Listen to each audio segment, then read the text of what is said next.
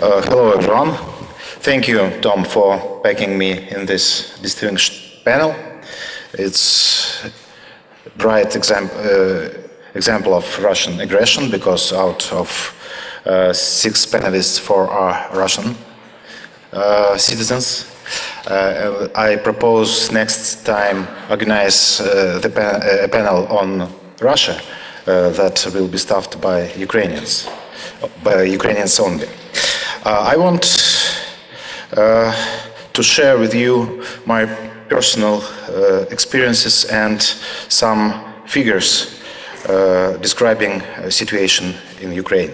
I am Ukrainian born, but I decided to be a Russian citizen after Soviet Union's collapse. But almost 5 years ago, I returned to Ukraine to take part in starting new business, in launching a local version of Forbes magazine. And for me it was a real rediscovery of the country. I found very bright, very talented, very motivated people, much more motivated than the Russian colleagues and counterparts. I found a country that could grow by 10% yearly, but it didn't. Why? And then came Maidan. Then Maidan won, and Russian invasion followed. And we all living in Ukraine suddenly became a part of a handbook of history. Among innumerable millions of people who are between the lines. It was a real page turner, because when we went to sleep, we didn't know whether we wake up in the same country, in the country that is not invaded on the whole scale way by air, by land, from sea. And I think it's this story, this sad but sublime story, can give some lessons to all Europeans. And the main lesson is that the history didn't end. Evil guys still are there, and you should be strong to be ready to be able to counter the attacks, the threats, to defend your freedom. My speech will consist of 3 parts. First, I want to show where Ukraine is. Then I briefly suggest why she did get there. And last but not least, I'll try to give you a chance to be more optimistic. First, what is Ukraine in terms of economic development and economic freedom? Unfortunately, this is the most unfree economy in Europe. Its position is very low. It is 162nd in the world. And unfortunately, last year, this position, the situation in Ukraine with economic freedoms only deteriorated. And of course, war is not the best time to move towards freedom. But war can't explain all this dynamics. Ukraine is the most corrupt country in Europe. And this is a result, of course, not of revolution. This result of slow, long, painful process of under-reforming the country after the fall of communism.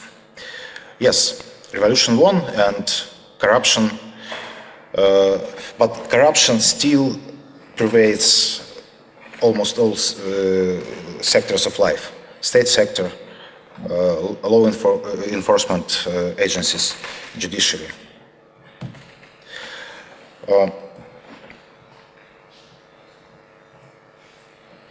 And the root of these problems is state. State is not solution. State is the problem itself. State sector is overblown. Ukraine has thousands of state companies that are either non-functioning properly or exist as a hotbed for corruption, for political manipulating, for funding political campaigns, and for embezzling. Ukraine has extremely high state expenditures for the country with this level of development. More than half of the economy is redistributed annually. The late Kakha Bendukidze, the great Georgian reformer, used to say that Ukraine held several world records of idiotism, and energy subsidies in the country that imports more than half of its energy resources that exceeded 7% of GDP is the brightest example of act of sheer idiotism. The second example is that Ukraine is the world champion in terms of state expenditures on pensions. You see two rows of columns. Blue column is state expenditures on pensions to GDP, and red column is GDP per capita. And you see that, yes, Ukraine, with its 17% of GDP spent on pensions, is the leader, but it can't afford it, simply. And the result of such policies, it's very weak word for the situation, is that Ukraine became one of the poorest countries in Europe. If you see these columns, the last column, small column, is Moldova, and the next one, the second one, is Ukraine. And I fear that this year there will be real competition for the first place between two countries. Why? Why Ukraine, that is so endowed with people, with human talent, with natural resources, is in so dire straits?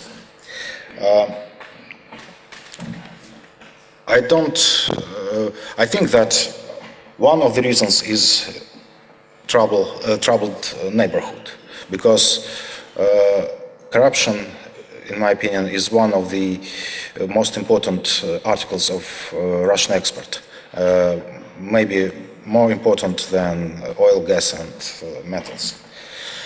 But we can't blame all this on Russia. There are internal factors. Canadian-based economist Oleh Gavrilishin finds a solution in the problem of leadership. In describing Ukrainian bumpy and unsuccessful until now road to prosperity, he points to persons of its presidents who mismanaged reforms or were too weak to implement needed solutions.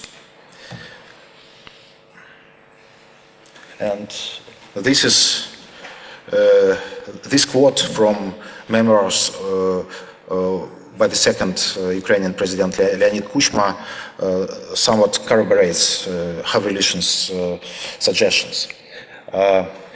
Here, Kuchma explains why he was so against open privatization, against access of foreign investors to Ukrainian manufacturing assets.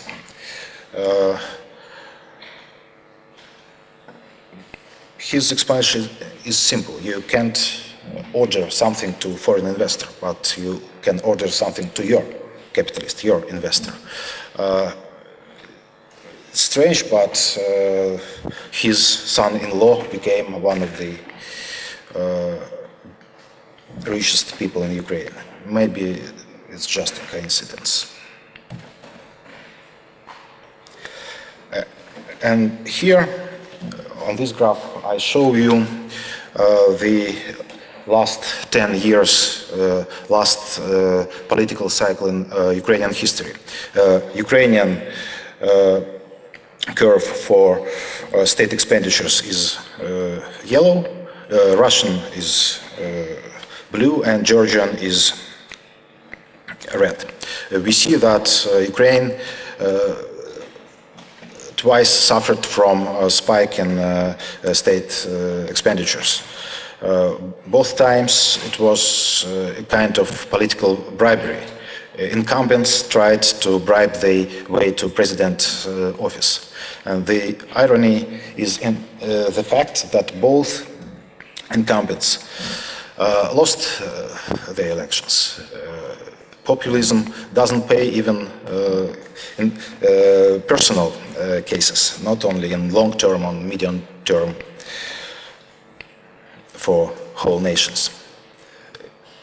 Yes, we see that justice exists, but the problems that are created by these crazy policies still with us. I don't want to end up with on the tragic note. I think that Ukrainian revolution was successful. We can show its achievements because Ukraine remained a democratic country. Ukraine restored and maintained political freedoms.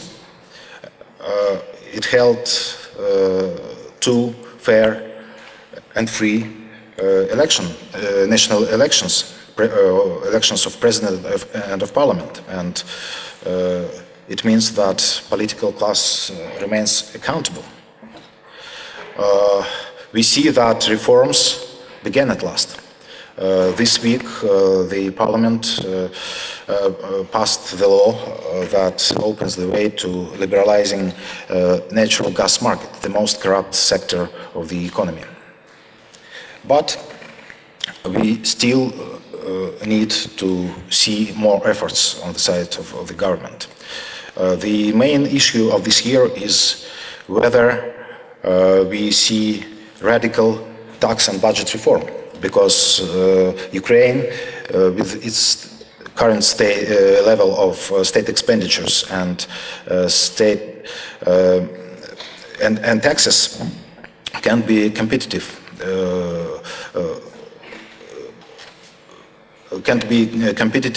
Notwithstanding a very big depreciation of hryvnia. Ukraine needs to eliminate a lot of state companies, sold a lot of state companies, to eliminate a lot of corrupt structures, agencies, ministries, and how can the government explain to the people that these reforms are really needed? I think that the solution is quite simple. Without radical reforms, Ukraine simply can cease to exist, because Ukraine is much poorer than its aggressive neighbor, and it creates a very dangerous internal political dynamic, as we've seen in the past year and this year. So without robust growth in the area of 10% per year for 5 to 10 years, Ukraine will remain highly vulnerable. Ukraine needs Wirtschaftswunder, economic miracle, and I hope we'll see it. Thank you.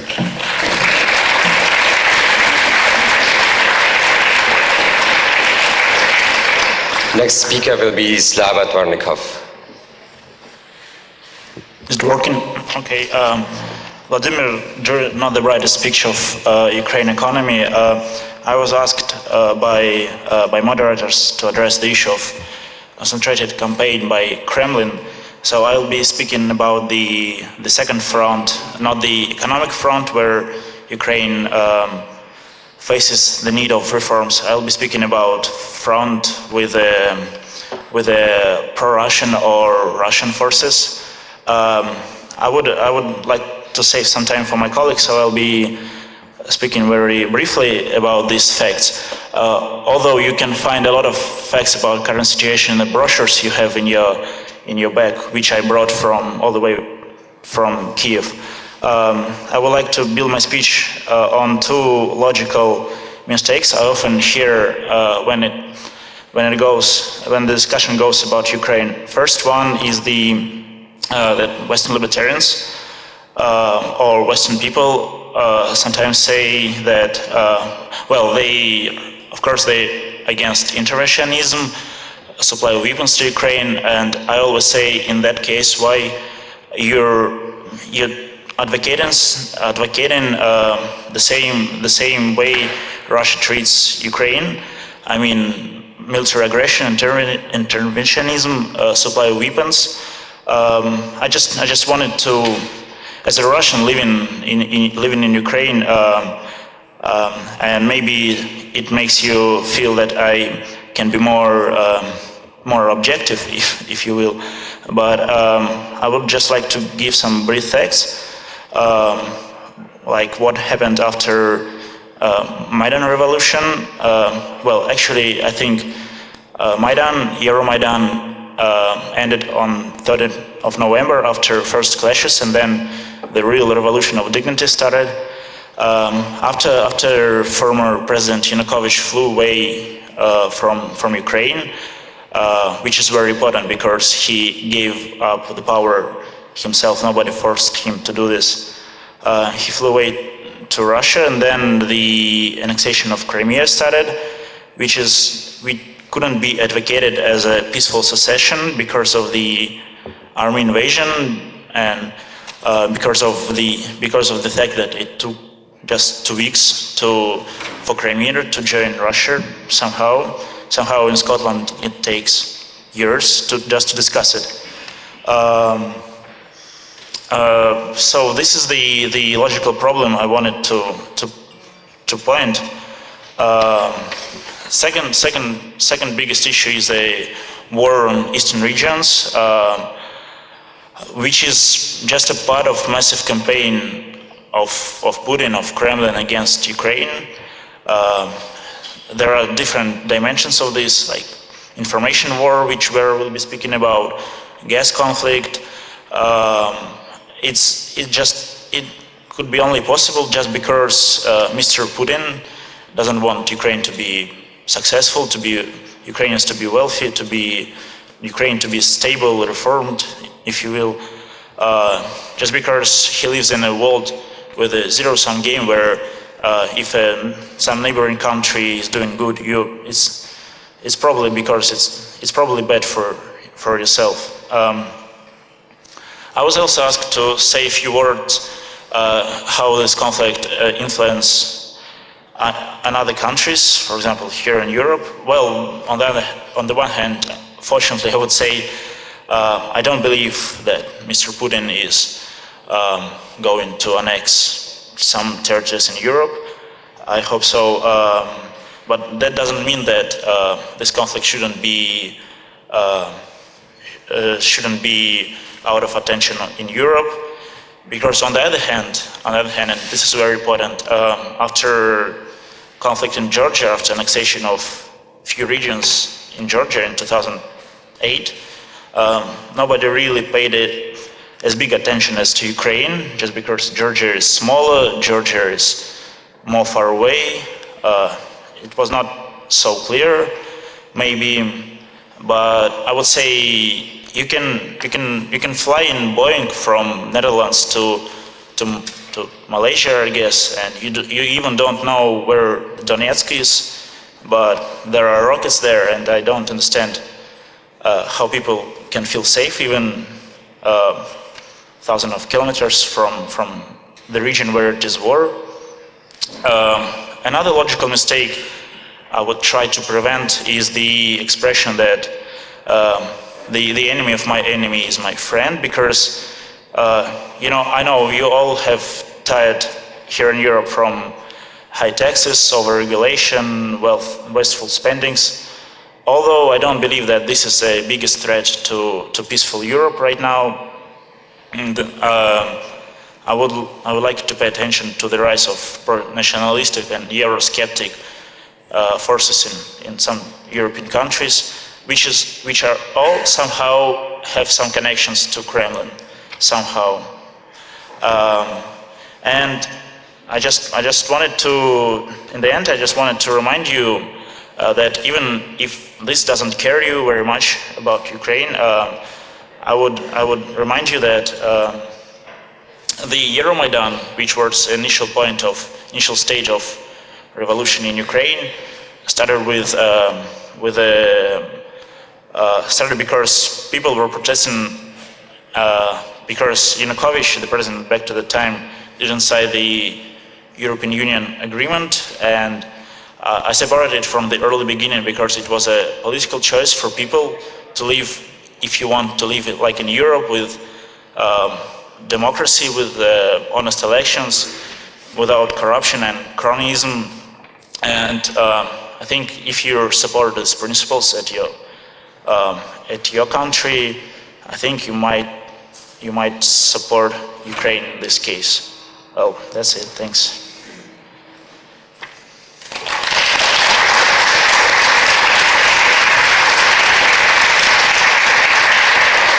Thank you, Slava. The next speaker will be Vera, Kichanova.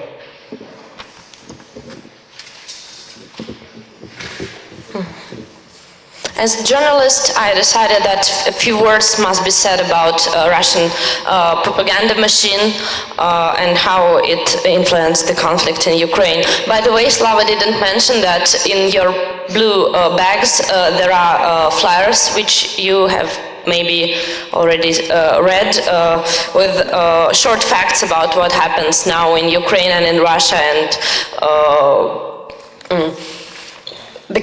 comparing the situations. And if you have more questions, you can read it.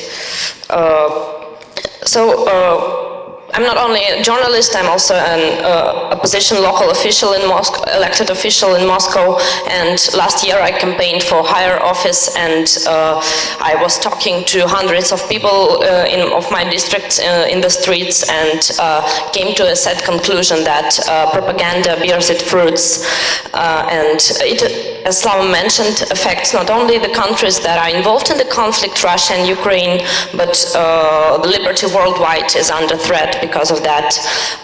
The Boeing crash in Donetsk that happened last summer was a terrible aftermath of Putin's massive propaganda, because separatists and their supporters, they live in a world created by Russian media spin, where Ukrainian fascists is fighting in a holy war against Russian world, and crucify Russian children on the streets in the broad daylight. It's not an exaggeration. A week before the tragedy of Boeing, Russian state television reported that a group of Ukrainian soldiers publicly nailed a 3-year-old boy to a notice board in Donetsk. And in my opinion, the crash was caused by the Russian government giving street thugs serious weapons, and at the same time this feeling of impunity. Another case, to show you how Russian propaganda works, is concerning the secret funeral case. A number of journalists, among which there were my colleagues, found out that in Pskov region of Russia there were secret funerals of Russian paratroopers whose bodies came from Donetsk region, and the journalists found the new graves, and they reported about that, and soon after they were attacked and brutally beaten, and the names of the soldiers were wiped out from the graves, so they are now anonymous.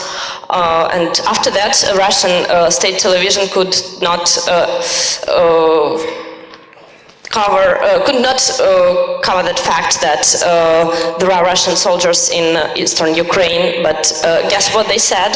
They said that yes, there were some Russian soldiers, but they were there as volunteers while being on vacation, which is a nonsense, because according to Russian military law, they must have asked the permission from the Military of Defense to go there, which means that even if they were there on vacation, which I think to be nonsense, then Ministry of Defense was in favor of their will to go to fight in Ukraine. By inciting public outcry against so-called Ukrainian fascists, Putin has put himself in a corner, actually. He would probably be glad once to quit supporting the irresponsible terrorists, but those people who believe the reports about crucified children would never forgive him for such a betrayal.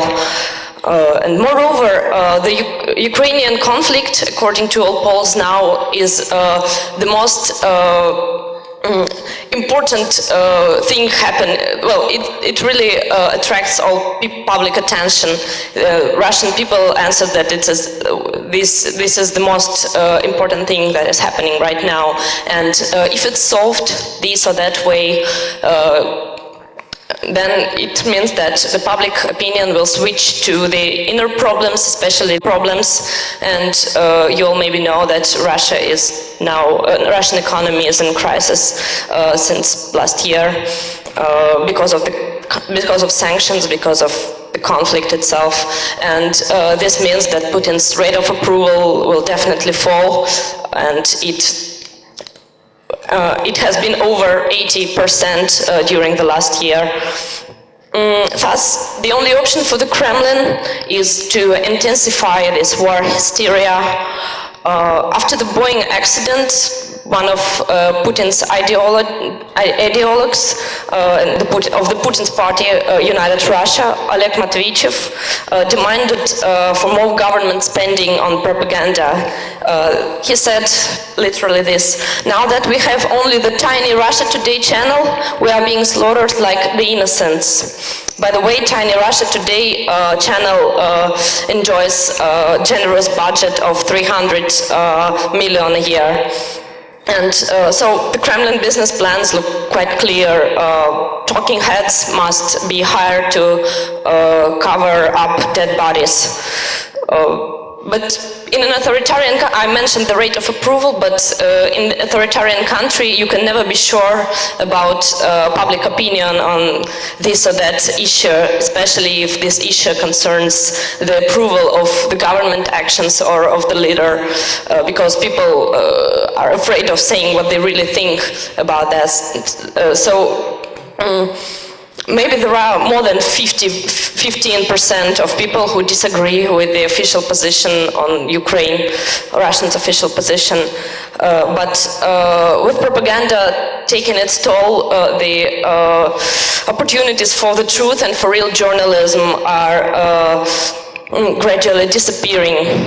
There were some big cases last year, for example, Lenta.ru, the biggest, which used to be the most popular online news outlet in Russia, and it was not an opposition outlet, it was just objective, was forced to change its editorial policy, and as a protest, the whole team of high-profile journalists went away, and half of them later went away emigrated from the country, left the country.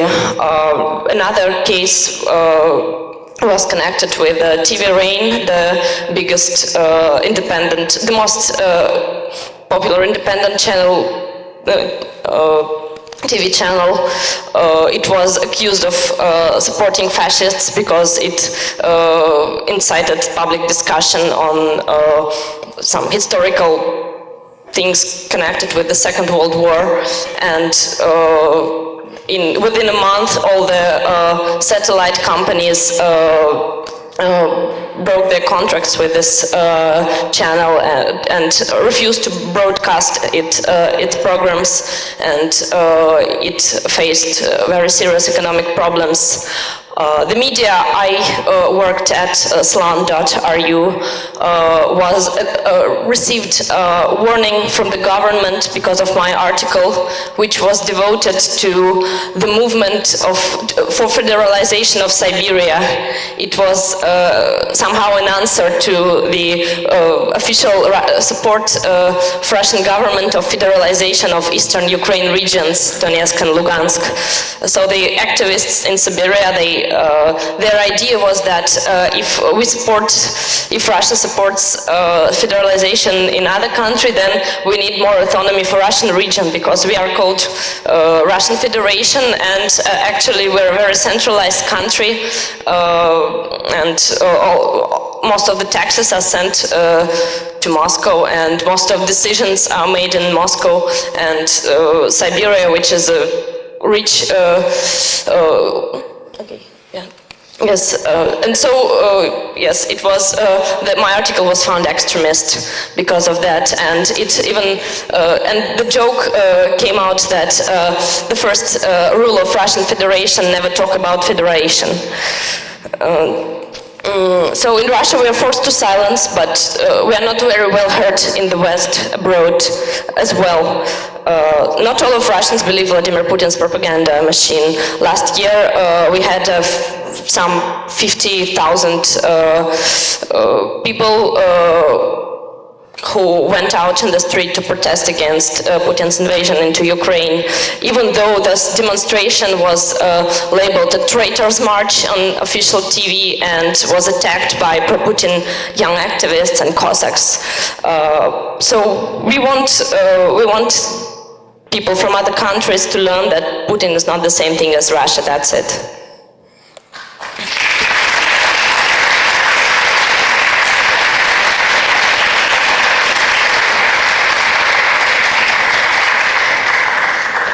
Thanks. Just a few words about, I think after you've heard these very persuasive speeches about the situation in Russia and Ukraine, probably you're wondering why on earth is Putin doing what he's doing? And I'm just trying to give a few, share with you a few ideas about that. Maybe they'll be helpful. First of all, I'm sure many of you have heard about this concept of a black swan event, something that is completely unexpected and changes the course of history and the overall situation a lot.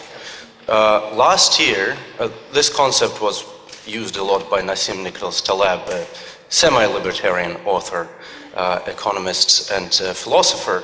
And last year was really a year of Nassim Nicholas Taleb in the sense that it was full of really significant black swan events. One of them was the situation in Ukraine, a war in Ukraine, the annexation of Crimea. The other was the emergence of ISIS and its quick expansion. And finally, the rapid and very significant drop in the oil price. And the situation in Ukraine, Russia's economic crisis and the price of oil are all related. One influences the other. To the degree that Russia's ruble, and that's interesting, Russia's ruble has depreciated over 50% since mid last year. Now, it's interesting because other countries which depend on oil to a greater degree than Russia have not seen the same depreciation of their currencies. Norway's is something like 10 or 15%. Even the Nigerian naira, and you would agree that Nigeria is not an example of a country with strong institutions and a stable economy, but even the Nigerian naira has depreciated less than the ruble. So there's something about the situation in Russia and its economy that is very, very vulnerable. And one strange thing is that I was at a conference which is called the Gaidar Forum in Moscow in January, and the current Prime Minister, Dmitry Medvedev, was giving a talk about the state of the economy. What he said made him himself pause for a minute, because he said, we knew that we will have a crisis in Russia. And we knew it before the oil price started going down. We knew it before sanctions. And we knew it back a year ago, he said, which means January 2014. Now think about it. If the Russian leadership knew it in January 2014, what happened afterwards, right afterwards? Annexation of Crimea and the start of a war in Ukraine. The biggest question is why?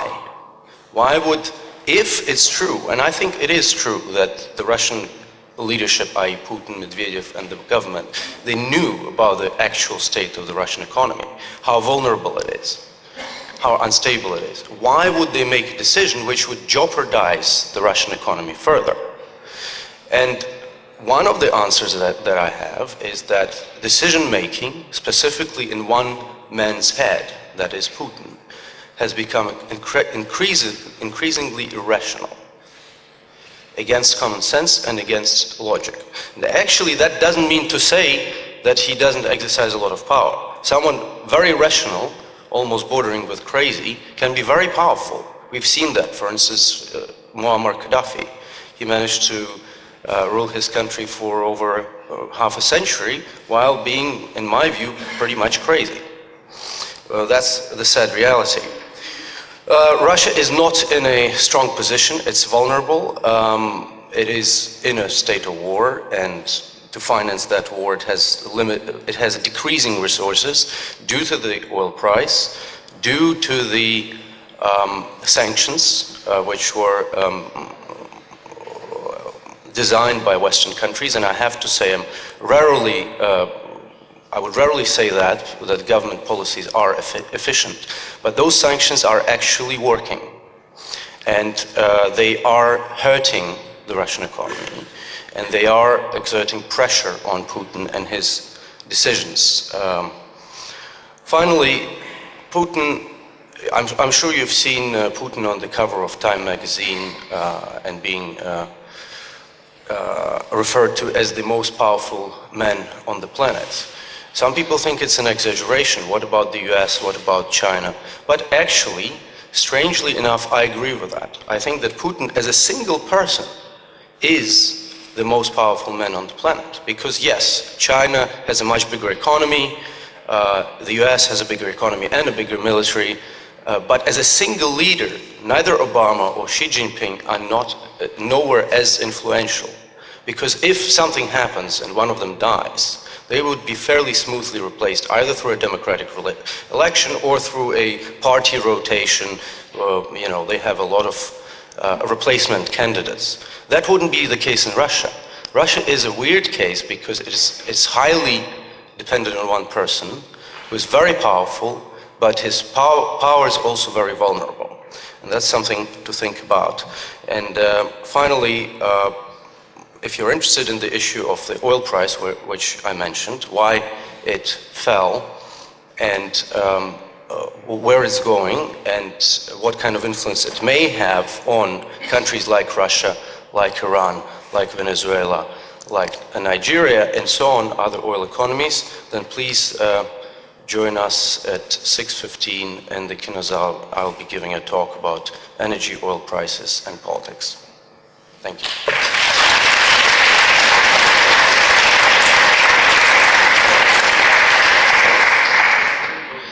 I'd like to make one simple point, and that is that this is embedded in a wider context, something that was surprising to many of us, which is the emergence of a new systematic opponent of liberalism, which is opposed to everything we believe in, and is willing to align with any kind of collectivism to defeat liberalism.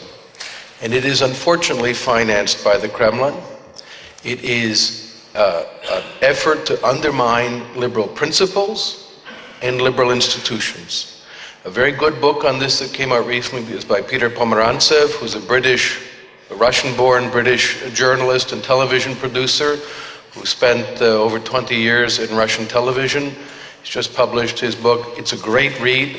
It's called Nothing is True and Everything is Possible. It is about the Kremlin's complete domination of media in Russia and the creation of reality, which Vera mentioned and Slava also, the complete creation and manipulation of reality. But it is also seeping beyond Russia. European political institutions are being systematically subverted, and we are now beginning to find the fingerprints. Many of us have suspected this for some years, but we now see the bank drafts to Front National, the fascist party in France, from Mr. Putin's judo partner to Marine Le Pen. We now have the connections with the Greek government. They essentially bought two ministerial posts, the Minister of Foreign Affairs, a former, quote, communist, I put former in quotes, with a romantic attraction to Moscow, who's very close to Alexander Dugin, the fascist Russian philosopher of Eurasianism, and Panos Klemenos, the defense minister, who was a guest of Konstantin Malofeyev, one of the most malign and anti-liberal of the Russian oligarchs and cronies, came straight from Moscow in October to Syriza party headquarters. So we don't know what conversations they had at Moscow, but we can guess about forming a coalition and creating a red-brown, leftist, fascist coalition and two ministerial posts. In Hungary, the Orban government and their authoritarianism, and then also support with Jobbik, the Nazi party, systematically far left, far right, extreme nationalistic, homophobic, bigoted, racist movements, and what you're finding more and more is the Kremlin's fingerprints all over them. So we should be aware of this, and I encourage you to attend a talk by Zoltan Kész. Zoltan has been alerting people in Hungary to this. He ran for parliament. He defeated the ruling party, which had a two-thirds constitutional majority, and the plan was a Putinite constitution, so Orban would become essentially president for life. Zoltan took their two-thirds majority from them by one vote, and he's been very active in pointing out the effort to create Hungary as a new satellite or client state, a replica, or as they put it, that Orban will be Putin's mini-me. So in the context, be aware we should open our eyes and realize that there is a lot of money out there that is devoted to undermining the principles of free and tolerant and open society.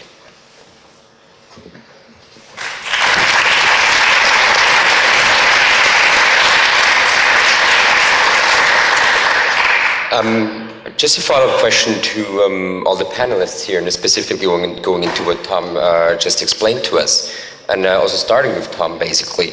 I would like to ask, are we defenseless? No, not at all. For one thing, ideas can be countered with other ideas. One of the most important weapons that the Kremlin has been using, and you find it on RT, and Pomerantsev explains it very well, is postmodern relativism. Not, we're better, but nothing is any good. So if any mention is brought up of any criminal behavior or anything objectionable, they immediately say, what about Northern Ireland? What about? And they have a long list of legitimate problems that are found in Western societies. No question about that. Ferguson, Missouri, and so on. Those are very serious issues. But the response is never to defend the behavior of the Kremlin per se, but just to say, no one else is any better. And I think that we should be able to stand up and say, we do uphold these principles. We hold our own governments accountable by them. No one is exempt from them. And not give in to this very easy postmodern relativism, which is being churned out in clouds by RT and by the Kremlin's propaganda machine. It's a more effective means to undermine liberalism. Unlike communists, the old communists said, our system is better. They don't really say that. They just say nothing else is any better. And I think we need to stand up for those principles, which also means being critical when governments under which we live fall short of our principles or engage in criminal behavior. Thank you, Tom. Does any of the other panelists want to address the question, are we defenseless? Vladimir. I think that free people can win even if they are outnumbered when they are attacked by people that are enslaved by the authoritarian rulers. I think that the main, not to say weapon, but the main way to counterattack is to create sense of urgency. This Ukrainian crisis is not only about Ukraine, it's about whole Europe, it's about a whole world order. And I want that Europeans sense that time has come to be more alert, and in order not to be enslaved by or subdued by the evil enemy. This is my answer. And finally, Peter. Yeah, I agree with what Tom said and what Vladimir said about the importance of the information balancing the information attack or the information war. I would just also say that I encourage you not to expect too much from governments, because we often fall into this trap of thinking, well, there's something bad happening, so governments must have a solution. In this case, Western governments, EU, US. Well, they can do only as much as they've done, maybe, and not much more, really. The rest is about civil society mobilization, the information campaigns, and so on. I think that when people are bitter about, oh, the West is not doing enough, meaning that governments are not doing enough, actually then my response is, but what would you suggest they should do, really? I wouldn't be expecting too much, and I would actually focus more on civil society and information. Thank you, Peter. We're running out of time now, but I would like to finish drawing your attention to two sessions that are related to what we've been talking. There is at 2 p.m., as Tom pointed out, Zoltán Kes about his situation in Hungary. He basically is an independent libertarian who just got elected in a by-election to the Hungarian parliament. And then we have Peter at 6:15 p.m. or something like that? Yeah, 6:15 p.m. in the Kinosaal, talking about energy and energy trade, especially in time of cross-border conflict. I would like to thank everyone for attending this panel. Our panelists are going to be around throughout the day. So if you have any more questions, just approach them. And thank you for attending this session.